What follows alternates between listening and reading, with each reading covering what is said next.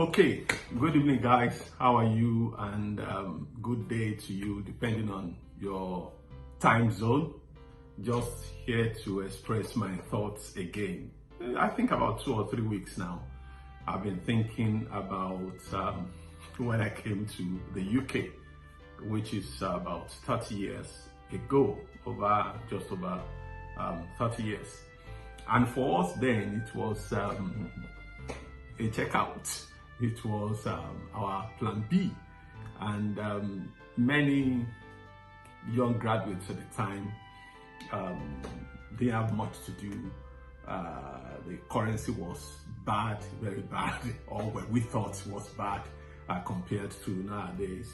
And everybody who had opportunity to travel abroad would take that first plane out of the country.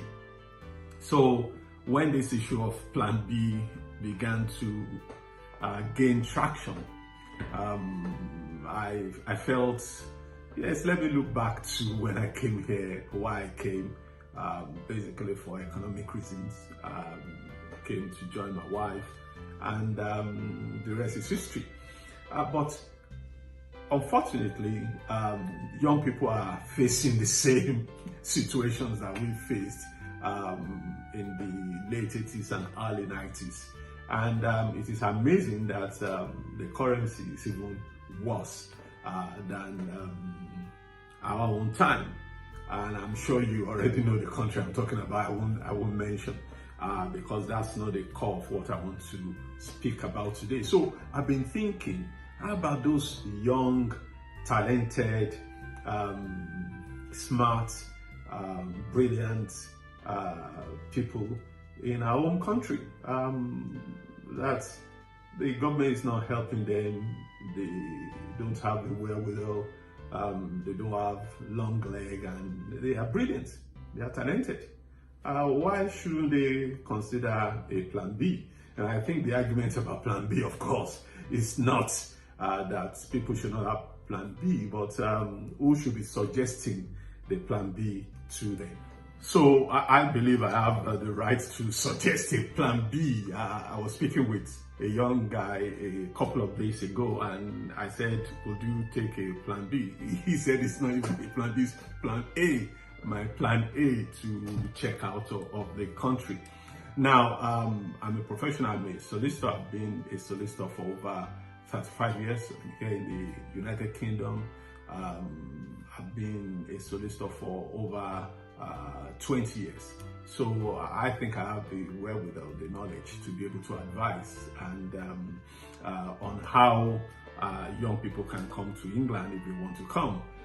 If you qualify to come, maybe I should put it that way. And I'm going to be spending the next, it's an unusual thing, I just thought I should share this with the young people. And even if you're an adult and you qualify, please take the bold step and follow this advice.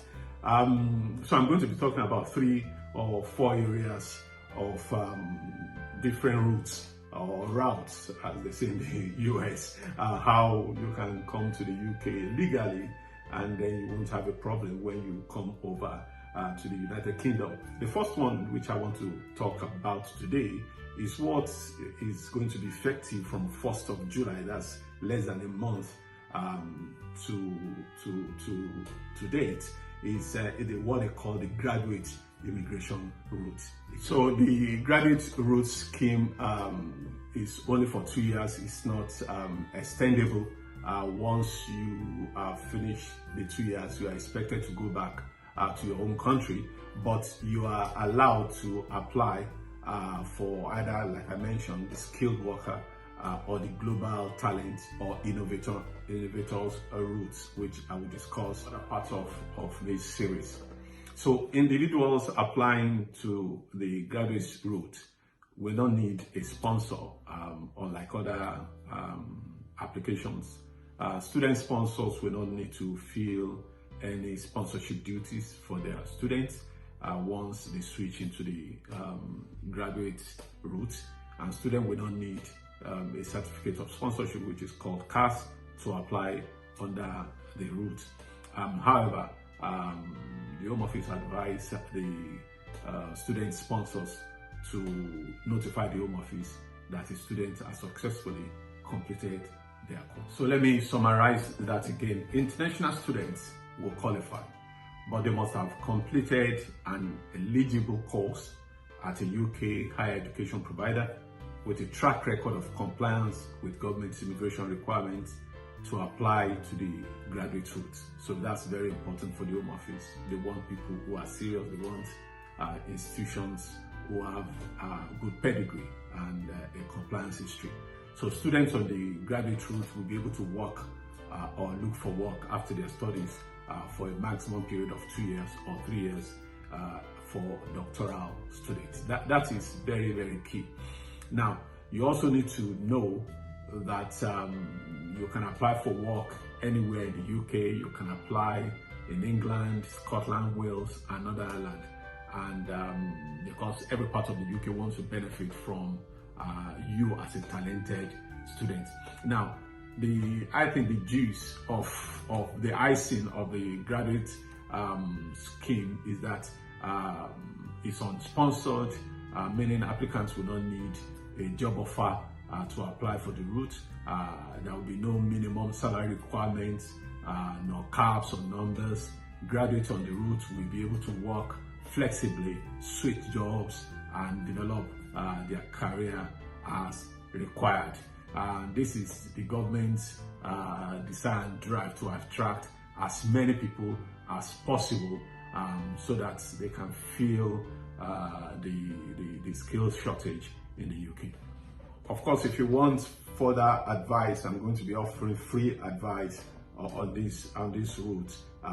You will see our email address. Just send us an email. I don't want phone calls, just emails, and I will reply you as soon as possible. Thank you.